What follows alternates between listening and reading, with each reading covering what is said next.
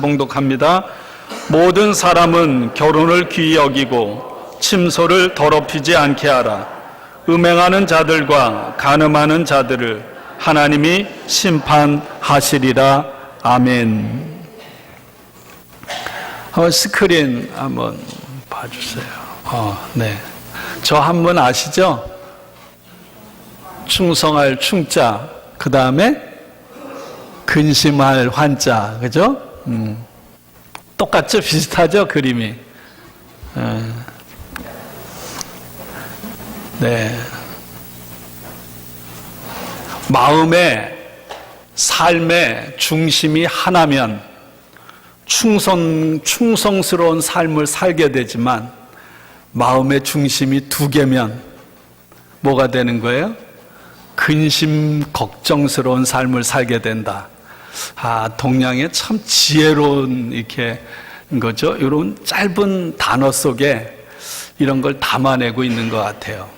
여러분, 이것은 결혼을 하고 살아가는 남편과 아내 사이에, 그리고 하나님과 나 사이에, 나와 이웃 사이에도 다 적용되는 말입니다.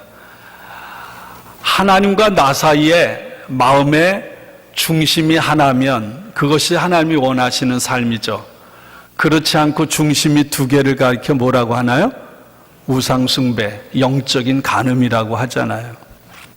남편과 아내 사이에도 마음이 하나여야지, 두 마음으로 갈라져 있으면 그것을 간음이라고, 신뢰하지 않는다고 말하는 것이죠. 사람과의 관계에서도 마찬가지입니다. 두 마음을 품지 않아야 하는 거죠. 어쩌면 우리들이 이 세상을 살면서 건강하게 살지 못하는 것은 하나로 있어야 되는 마음이 이곳저곳으로, 이 대상 저 대상에게로 분산되어 있기 때문일 것입니다. 그래서 마음이 균형을 이루지 못하고, 마음이 균형을 이루지 못하면 몸도 균형을 이루지 못하고 몸도 망가지고 무너지는 거죠.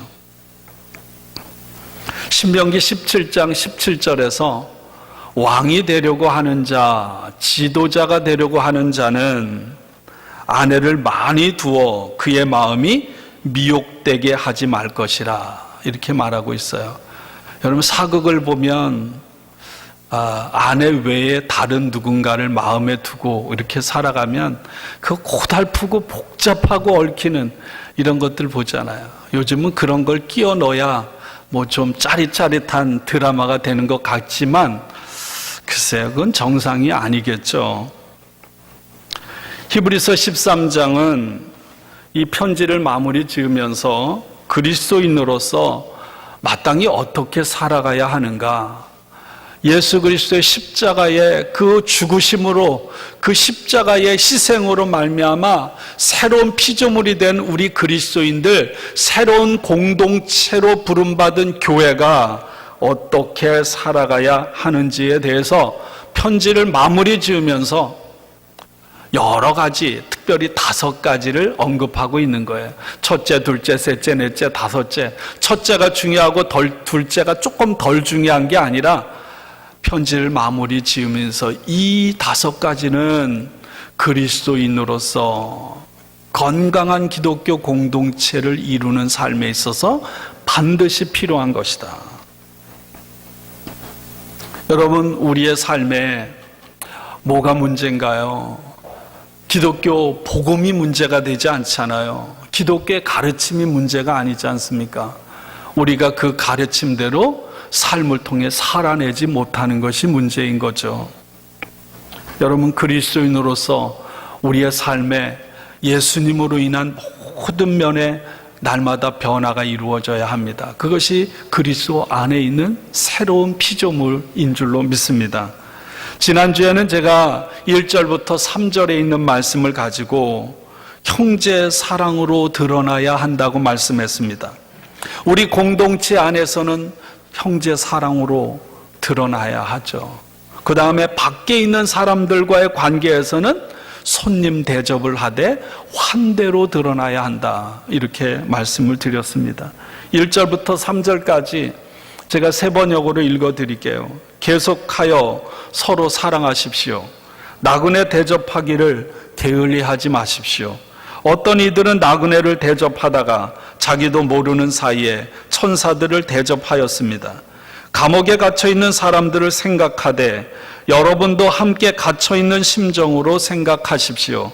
여러분도 몸이 있으니 학대받는 사람들을 생각하십시오.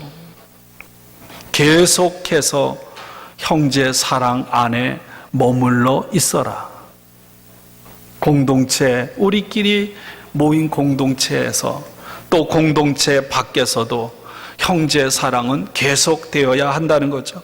서로가 서로를 사랑하는 것은 한순간도 멈추어서는 안 되는 거예요. 나그네를 만났을 때, 감옥에 갇힌 사람들과 학대받는 사람들을 향해서도 우리는 그들이 겪는 고통에 같은 심정, 같은 마음을 가지고 돌아볼 뿐만 아니라 적극적으로, 지난주 기억하세요? 좀 더 강력한 방법으로 내가 할 수 있는 최선의 것을 하라는 거예요. 우리는 이 정도면 그 사람을 위해 무엇을 해야 하는지 그 상황에 따라서 다 알게 됩니다. 이어서 오늘 말씀 4절에는 모든 혼인을 귀하게 여기고 잠자리를 더럽히지 말아야 합니다. 음행하는 자와 간음하는 자는 하나님의 심판을 받을 것입니다. 이렇게 말씀합니다. 결혼 문제를 다루고 있습니다. 형제 사랑이 예수를 믿는 그리스도 공동체의 결속을 단단하게 만드는 것이라면 좁게 들어가서 결혼에 있어서 서로 순결한 것도 기독교 공동체인 교회를 든든하게 만드는 일이라는 거예요. 왜 그런가요? 내가 내 가정의 삶을 살아가지만 여러분, 우리는 확대된 교회라고 하는 큰 가정 속에서 살아가기 때문에 우리는 분리될 수가 없는 거죠. 우리말 성경에는 번역이 안 돼 있는데 원래 헬라어 그리스어 성경에는 이렇게 시작됩니다. 4절 한번 보세요. 모든 사람은 결혼을 귀히 여기고 침소를 더럽히지 않게 하라. 그 다음에 거기에 접속사가 들어가 있어요. 왜냐하면 음행하는 자들과 간음하는 자들을 하나님이 심판하시기 때문이다. 왜 혼인을 귀중하게 여기고 잠자리를 더럽히지 말아야 하는가? 그 중요한 이유는 그렇게 하지 않으면 하나님의 심판을 받는 대상이 되기 때문이다. 하나님의 심판을 받는다는 것은 뭐예요? 하나님의 사랑을 받고 하나님께 기쁨이 되어야 될 우리가 하나님이 싫어하시는 대상이 되는 그런 자리로 떨어질 수밖에 없기 때문이라고 합니다. 여러분, 초대교회에 있어서 교회와 공동체를 가장 혼란스럽게 하는 이단이 있었습니다. 대표적 많은 것이 있었지만 영지주의라는 이단이에요. 영지주의. 이 시대를 대표하는 게 소크라테스입니다. 그가 독잔을 마시면서 어떻게 하나요? 기쁨으로 독배를 마시잖아요. 왜 그럴까요? 내 영혼이라는 이 영혼이 자유로워야 되는데 이 몸이라는 이 죄악 속에 갇혀 있는데 내가 이 독배를 마심으로 죽으면 내 영혼이 이 몸의 감옥에서 벗어나서 자유롭게 될 것이기 때문에 이게 당시의 철학이고 사상이었던 거죠. 영지주의는 그런 비슷한 이단입니다. 그래서 영지주의는 이 몸을 아무렇게나 해도 상관이 없다고 생각했어요. 그런 사람들이 빠지는 게 뭐겠어요? 몸뚱어리를 무시하고 타락과 방종과 쾌락으로 빠지는 거예요. 또 한편은 이런 사람들이 있었어요. 몸은 영적인 사람들에게는 별로 관심을 둘 가치가 없는 거다. 그래서 그 무시를 하고 금욕주의적인 자기 부정의 삶을 살았어요. 오늘날도 이런 사람들 많죠? 예수 믿으면서도 그런 사람 많아요. 내가 너무 거룩해서 이 육신의 이런 모든 일들은 소홀하게 하찮게 여기는 그런 사람들. 근데 사도 바울은 고린도전서 7장에서 이 두 가지는 그리스도인들이 지켜야 될 올바른 태도가 아니다. 기독교의 가르침과 벗어나는 것이라고 했습니다. 왜 그런가요? 우리의 몸은 타락한 것이 아니에요. 우리의 몸은 성령이 거하는 전이고 우리의 몸은 주님을 위한 것이기 때문임을 믿습니다. 여러분, 우리의 몸이 없으면 천사도 부러워하는 게 우리가 몸이 있는 거 아닙니까? 여러분, 우리가 아무리 하나님을 사랑해도요, 우리 몸이 온전하지 못하면 하나님을 사랑할 수가 없기 때문에 그런 거예요. 그래서 고린도전서 7장 3절에 이렇게 말씀합니다. 남편은 아내에게 아내로서 권리를 인정해야 하고 아내 역시 남편의 권리를 인정해 주어야 합니다. 여러분, 오늘날 이 얘기 들으면 뭐 당연한 거 아니에요? 너무 당연한 거 아니에요? 그죠? 이런 거 안 하면 살 수가 없잖아요, 함께. 근데 여러분, 이런 가르침이 언제부터 시작됐나요? 얼마 되지 않았거든요.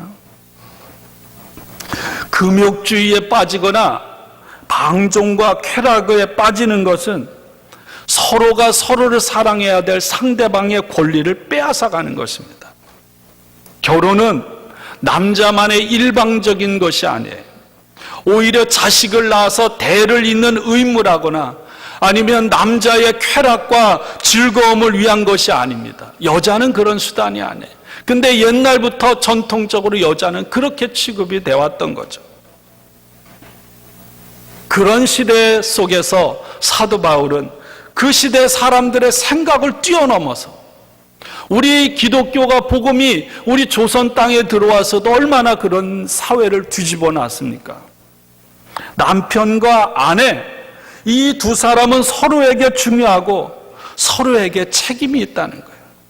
하나님께서는 남편과 아내 둘을 만나게 하시고 친밀함을 통해서 기쁨을 누리도록 결혼이라는 것을 만드셨다는 것입니다. 그런 면에서 한번 생각해 보세요. 1절, 2절, 3절에 있는 형제 사랑이나 결혼에 헌신하라, 순결하라는 가르침을 통해서 서로 사랑하라는 건 결국 같은 한 가지 얘기를 하는 거겠죠. 사랑하라.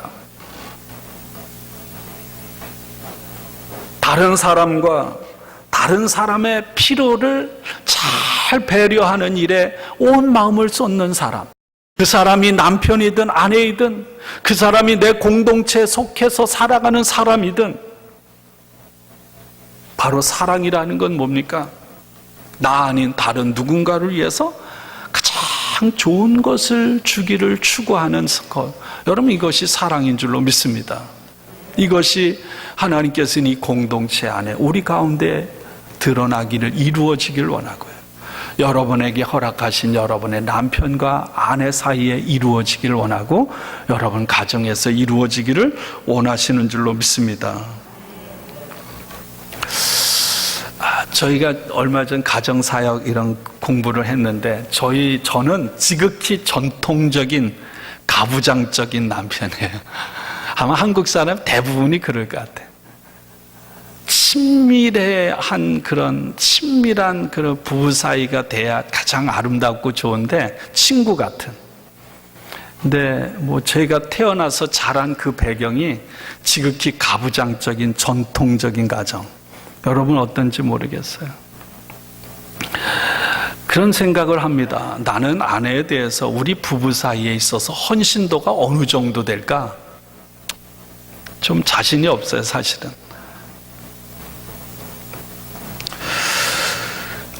결혼에 대해서 사도 바울은 많은 가르침을 줍니다. 사도 바울이 옛날에는 결혼하지 않았다고 이렇게 주장하는 학자들이 많았는데요. 최근에는 대부분의 학자들이 사도 바울은 결혼했다고 말합니다. 결혼을 했고 그렇지 않고는 결혼에 대해서 그 주옥 같은 가르침을 줄 수가 없어요. 근데 사도 바울은 결혼 생활이나 혼자 살아가는 삶이나 두 가지를 다 소중한 것이라고 그렇게 인정했습니다. 여러분, 지금 내가 여러 가지 사정으로 인해서 결혼을 하지 않았거나 아니면 혼자 되어서 살아가는 경우라면 여러분, 가정이라고 하는 삶에 얽매이지 않고 마음껏 주님을 사랑하고 주님을 위한 일에 헌신할 수 있다는 거예요. 그런 면에서 그 삶은 소중하다고 가르치고 있습니다. 하나님께서는 저와 여러분들 한 사람 한 사람에게 각자에게 카리스마, 하나님께서 우리에게 은혜, 은사를 주셨어요. 그래서 우리 모두는 결혼을 했든 결혼을 하지 않았든 우리가 살아가는 삶을 통해서 내 가정에서나 내 공동체에서 하나님께서 나에게 주신 은혜, 하나님이 나에게 주신 은사를 드러내는 삶을 살아가기를 원하는 거예요. 특별히 사도 바울은 결혼을 하지 않은 사람 또는 여러 가지 이유로 혼자 된 사람에 대해서 특별하게 강조해서 이야기하고 있습니다. 여러분, 우리나라도 옛날에 조언을 많이 했잖아요. 특별히 조선 말에 우리 전숙자 권사님도 계신데 징병이나 위안부 끌려가지 않기 위해서 조언을 했어요. 우리 권사님 16에 하셨나요? 16? 일찍 하셨어요. 어릴 때 16도 어리죠? 오늘날로 치면 뭐 애기죠, 애기. 근데 저희 자랄 때도 우리 누나 보면 25 넘으면 큰일 나는 줄 알았거든요. 요즘엔 25세 하면 좀 신기할 정도로 그렇죠? 여러분, 바울이나 초대교회 당시에는 여러분 결혼에 있어서 여자들의 나이가 12살, 이것이 당시의 관습이었다고 합니다. 그리고 옛날에는 전쟁을 하든 뭐 병이든 그래서 많이 사람들이 죽잖아요. 그래서 홀로 된 여인은 1년 내에 재혼을 하는 것이 통상적인 그 당시의 관습이었다고 그래요. 그리고 이혼하는 것은 너무나도 쉬웠답니다. 남자 중심이었기 때문에 남자가 어느 날 아내를 향해 마음에 안 들어서 당신은 당신의 집으로 당신 것 가지고 가. 그러면 얼마든지 이혼의 사유가 되었다는 거예요. 이게 당시의 관습인 거예요. 그런 세상에서, 그런 세계에서, 그런 사람들 향해 아내는 남편에게, 남편은 아내에게 서로의 권리를 인정해 주라, 서로를 존중해 줘라. 여러분, 이것은 정말 혁명적인 가르침인 거예요.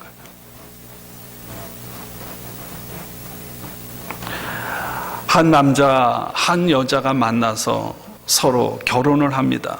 서로에 대한 사랑을 표현하는 거죠. 왜 결혼을 하나요? 결혼은 사랑의 완성이 아니라 뭐라고 합니까? 사랑의 시작이라고 하잖아요. 함께 삶을 아름답게 가꾸어 나가기 위해서 결혼을 하는 거예요. 그래서 결혼이라는 것은 내가 저 여자를 만나고 내가 저 남자를 만나서 어떤 목적을 이루겠다, 이것이 아니라 함께함으로 하나님께서 원하시는 삶을 만들어가는 것입니다. 오늘 결혼 생활에 헌신해라, 순결이란 제목을 달아봤어요. 순결하라. 다른 말로 말하면 정결하라. 하나님과 우리 사이에서 말한다면 내가 거룩하니 너희도 거룩하라, 거룩하라. 순결을 잃어버리면, 거룩을 잃어버리면 모든 것을 다 잃어버리는 거예요. 여러분, 목사인 제가 여러분 앞에 섰는데 제가 거룩을 잃어버리면 더 이상 여러분 앞에 뭐 가지고 설까요? 설 수가 없는 거예요. 우리 다 마찬가지인 거죠. 특별히 오늘 말씀에는 남자와 여자, 하나님께서 우리에게 주신 성을 하나님께서 원하시는 목적을 따라 올바르게 사용하라고 가르치고 있습니다. 어떻게? 여러분, 물에 정규 수련회 가서 이렇게 애들 노는 거 보면 어린 애들은요, 물속에 어른들은 재고 들어가는데 그냥 몸을 마음껏 던져요. 물속에 그냥 몸을 송두리째 던져버리는 거예요. 물속에 나를 완전히 투신하는 거예요. 여러분, 사랑이라고 하는 것은 그런 거예요. 내가 아내를 향해, 내가 남편을 향해.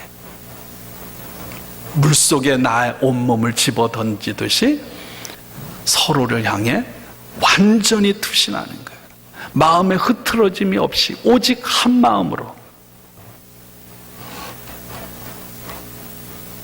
하나님은 저와 여러분들이 하나님 앞에서, 부부 사이에서, 그리고 다른 사람들과의 관계를 맺으면서 그런 삶을 살아가기를 원하시는 줄로 믿습니다.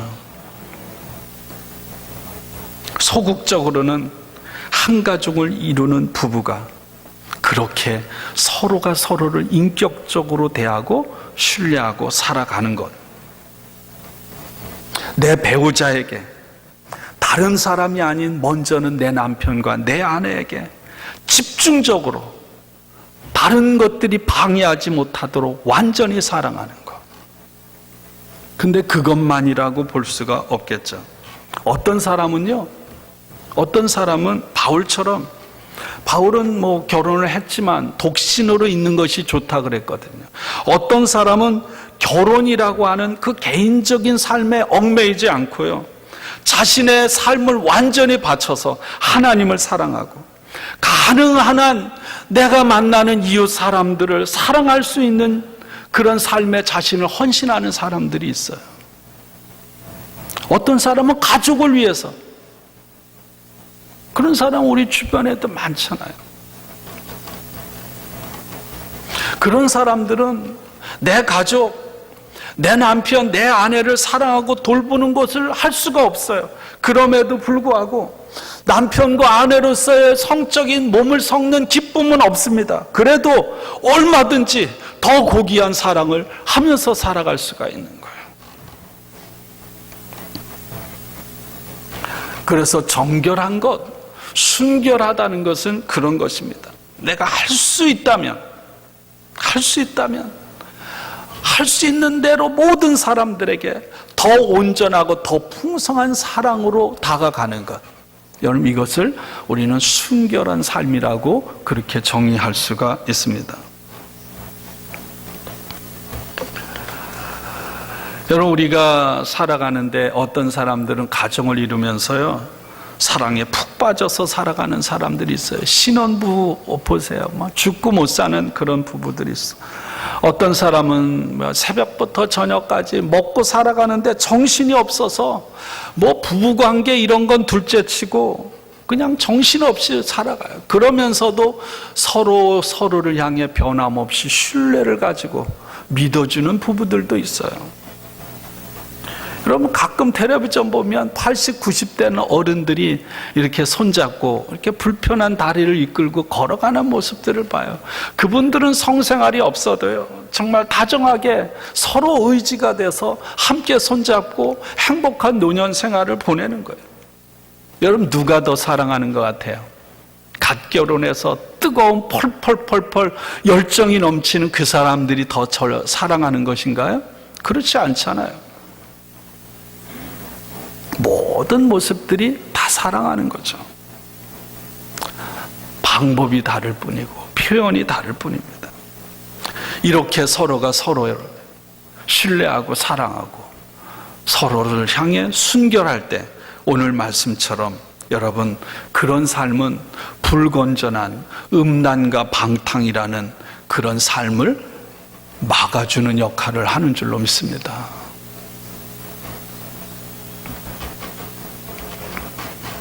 제가 남자들이 한국에서도 그렇고요, 술집에 많이 가고, 술집에 방석집이라고 여자들이 있는 집에 가고, 처음에는 여자들이 술 따라주는 것만 해도 두려워서 막 죄스럽고 견딜 수 없다가 한 번, 두 번, 세 번 가면 자연스러워지고,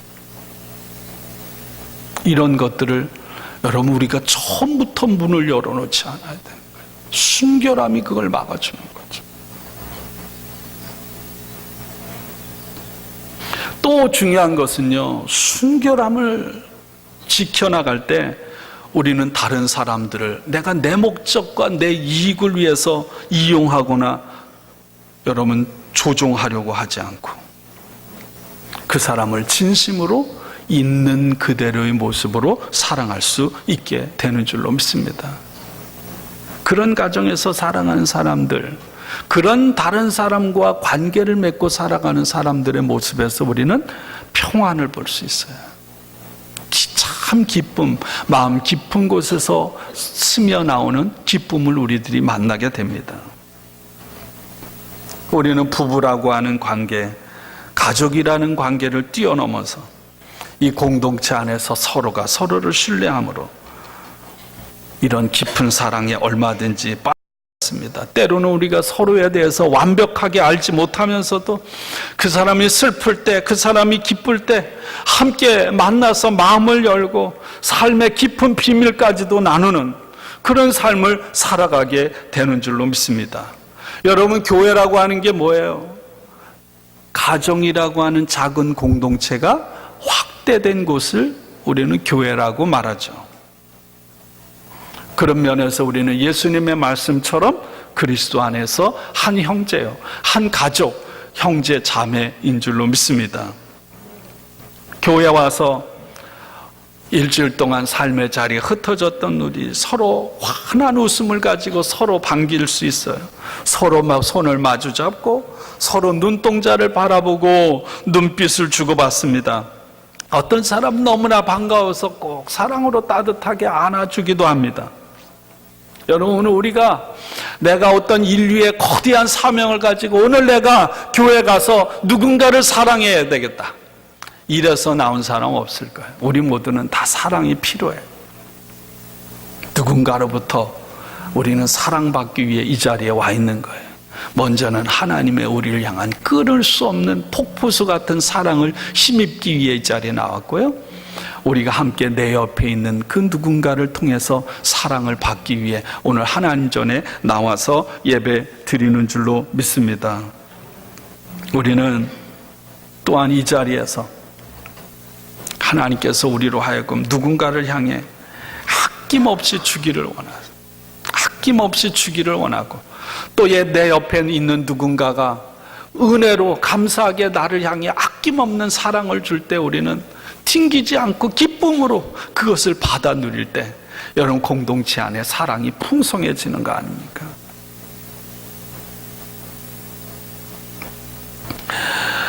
여러분, 사랑이라고 하는 것은 마음의 문제이기도 해요. 그래서 사랑을 어떤 바닷가에 가서 모래를 한 움큼 내가 갖겠다고 움켜질수록 그 손가락 사이로 모래가 다 빠져나가는 것처럼 내가 누군가를 딱 움켜쥐고 내 소유로 삼으면, 그러면 안 돼요. 내가 저 여자하고만 결혼하면, 내가 저 남자하고만 결혼하면, 소유는, 사랑의 개념에서 소유는 없어요. 내 마음대로 조종을 하거나 내 마음대로 붙들어 두거나 내 마음대로 내가 누군가에게 매달린다면 그 사람을 부자유하게 만드는 거예요.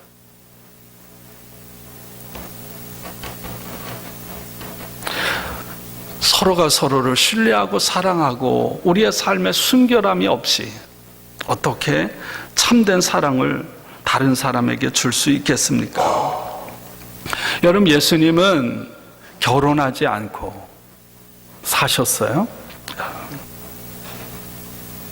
그렇다고 예수님이 어떤 도깨비가 아니에요. 초대교회에는 이단들이 있었어요. 가연설, 예수님이 도깨비로 오셔서 함께 하다가 고통받고 죽으셨다. 어떻게 하나님이 죽을 수 있냐? 이단 가르침. 여러분, 예수님은 우리와 성정이 똑같은 분임을 믿습니다. 화날 때 분노하셨고요. 여러분, 나사로가 죽을 때 울기도 하셨고요. 먹기를 탐하는 자였고요. 그래서 사랑에 빠지고요. 결혼하지 않았음에도 불구하고 그분은 완전히 사랑 자체가 되셔서 살았어요. 그분의 사랑을 입은 사람들은 주님을 사랑하게 됐고요. 오늘도 그 하나님의 주님의 사랑을 입은 사람들은 자신의 생명을 다해서 주님을 사랑합니다. 그런 사람들이 계속 늘어가고 있는 거예요. 예수님은 다른 누군가와 결혼을 하지 않고도 이렇게 깊은 다른 사람들을 향한 사랑의 삶을 사셨던 것입니다. 오늘 결혼 생활에 헌신하라, 순결하라. 특별히 결혼한 사람으로서 내가 배우자가 아닌 다른 누군가와 사랑에 빠졌다면, 오늘 내가 결혼할 때 하나님 앞에서 사람 앞에서 행한 결혼 서약을 기억하고 그것을 존중하고 당장 오늘 그 자리에서 멈춰야 합니다. 우리 주변에 얼마나 많은 유혹들이 많은지 몰라요. 정말 수많은 유혹들이 있습니다.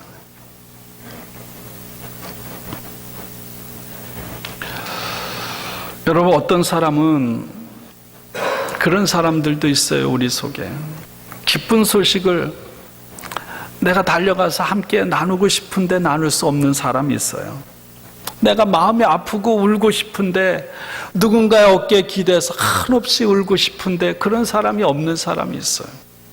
하루 종일 일하고 속상한 일을 당하고 그리고 집에 가서 그래도 말없이 나를 안아주고 나를 받아들여줄 만한 그런 사랑하는 사람이 없이 혼자 살아가는 사람도 있어요. 결혼을 안 했거나 이혼을 했거나 아니면 사별을 해서 그렇게 아픔을 겪는 사람들도 있습니다. 사랑하는 여러분, 제가 글을 읽으니까 이런 얘기가 있어요. 우리의 삶에 수많은 유혹들이 찾아올 때 이렇게 생각하라는 거예요. 나는 내가 누구인지 알고 있다. 하나님 앞에서 내가 누구인지, 내 아내, 내 남편 앞에서 내가 누구인지, 내 가정 앞에서 내가 누구인지, 내가 누구인지에 대한 바른 정체성을 가지면, 그러면 서로에 대한 성실함, 서로를 향한 신뢰를 배반하지 않게 될 거라는 거예요. 제임스 마튼이라는 분이 모든 것 안에서 하나님 발견하기라는 책을 썼는데 그 속에 그리스도인으로서 삶에 어떻게 하면 순결을 지킬 수 있을까 몇 가지를 얘기했습니다. 첫 번째, 부부 사이든 공동체인 우리 교인들 사이에서든 첫 번째, 상대방에게 마음을 열고 경청하라는 거예요. 귀담아 귀를 기울이고 들어주는 사람이 되라는 것입니다. 어떤 사람이 좋을까요? 제가 그런 실수에 말 빠질 때가 있는데 누가 이렇게 상담하면 한마디 하면 제가 빨리 대답을 하고 한 두세 마디 더 가르치고 이런 거 하지 말라는 거죠. 어떤 사람은 1시간 내내 아무 그런 말하지 않고 얼굴을 그 상대방을 향해 보면서 끊임없이 들어주는 사람. 상대방이 그렇게 귀를 기울여 들어줄 때, 아, 내가 존중받고 있고 내가 사랑받고 있구나. 내가 실수했을 때라도 아, 그래도 저 사람이 나를 인정해주고 사랑하는구나 하는 것을 깨닫고 그 상처 속에서 그 아픔 가운데서 극복할 수 있는 힘이 생긴다는 거예요. 이게 제가 안 되는데 우리 다 잘 안 되잖아요. 오늘 하나님 앞에 그런 사람이 되기를 주님의 도움을 구하는 우리 모두가 됐으면 좋겠어요. 두 번째는 함께 하라는 것입니다. 그냥 그 자리에 그 사람과 함께 있어주는 것만 해도 상대방을 향한 엄청난 배려라는 거예요.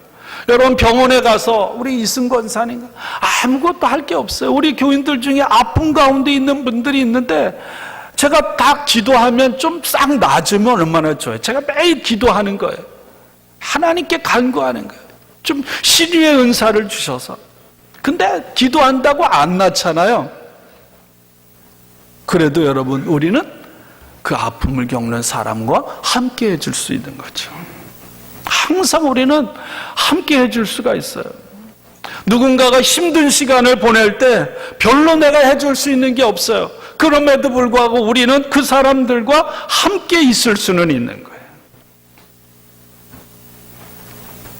누군가와 함께 있어주는 것이 때로는 많은 돈을 주는 것보다 훨씬 더 힘이 있다는 거죠. 세 번째는 실제적으로 행동하라는 거예요. 어떨 때는요, 귀담아 들어주고 함께 있어주는 것만으로는 안 되고 구체적으로 행동을 구체적으로 실제적인 도움을 줘야 할 때가 있어요. 그럴 때 적극적으로 말이나 마음이 아니라 행동으로 사랑을 표현해야 한다는 것입니다. 네 번째, 자유롭게 사랑하는 것이라고 그랬어요. 가장 힘든 게 뭐냐면 이런 거죠. 내가 사랑을 받고 싶은 만큼 내 아내가, 내 남편이 나에게 해주기를 바라는 마음, 그런 거 있죠?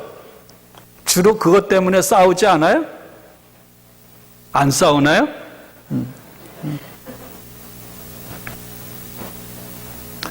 나를 사랑한다면 적어도 이거는 해줘야지, 이런 마음. 근데 바울이 성경에서 계속 우리에게 가르치는 건 뭐냐? 모든 일에 자족할 줄 아는 마음이 있어야 된다. 상대방이 지금 그 모습 그대로 나를 사랑해 주는 것에 만족하라는 거예요.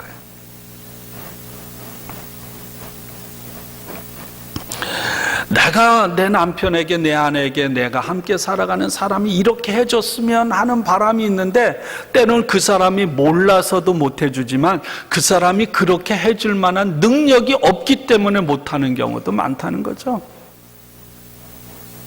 그래서 중요한 것은 뭐냐면, 제가 제주도 여행 가서도 이게 아름다운 건 뭔지 아세요? 옛날에 갔어도 다시 가서 옛날 모습 그대로 있는 게 아름답더라고요.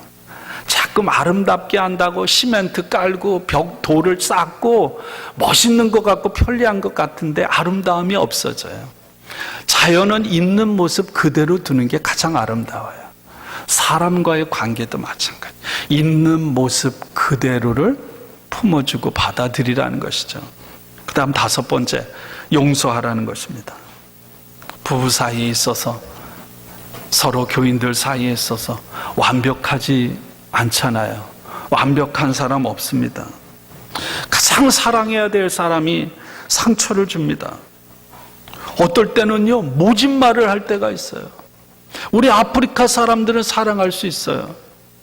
근데 우리가 아프리카 사람에게 모진 말을 못 하잖아요. 상처 못 주잖아요. 경솔한 행동으로 실망하게 만들 때도 많아요. 어떨 땐 배신할 때도 있어요. 어떻게 용서를 합니까? 근데 성경은, 예수님은 가장 많이 가르친 게 용서하라는 거예요. 여러분, 그럴 때마다 내가 용서하지 못하고 입만 벌리면 그 사람을 욕하고 비난하고 헐뜯고, 그 사람은 모르는데 내가 온갖 분노와 상처 속에서 고통받고 살아가요. 용서한다는 건 뭐예요? 내가 용서할 때 그 사람을, 여러분, 죄책감이라는 감옥에서 해방시킬 뿐만 아니라 나를 분노라고 하는 상처에서 벗어나게 하는 것이기 때문에 용서하라는 거예요. 왜? 하나님께서 우리를 사랑하셨고요, 우리를 용서해 주셨고 우리에게 은혜를 베풀어 주셨습니다. 그렇듯이 우리도 용서해야 한다는 것입니다.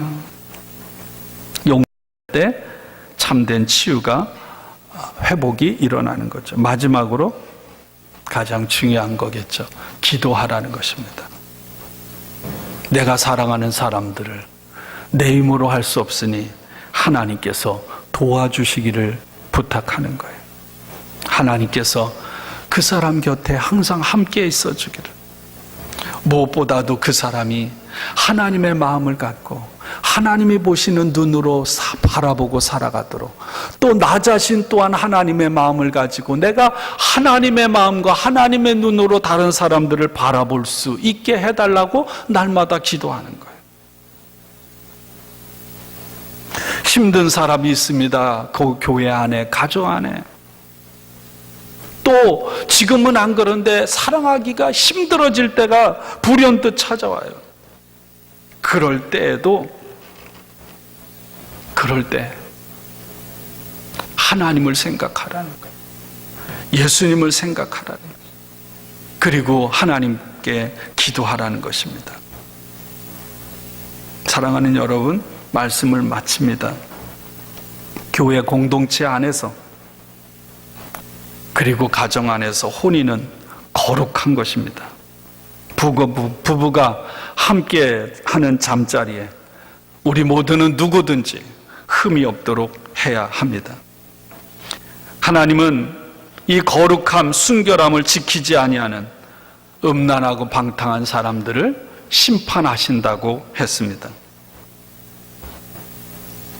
여러분, 그것이 하나님의 백성인 공동체, 교회가 가정에 우리 한 사람 한 사람이 그것을 깨트리면 주님의 몸된 교회가 훼손을 당하는 것일 뿐만 아니라 하나님의 거룩함도 무너지는 것입니다.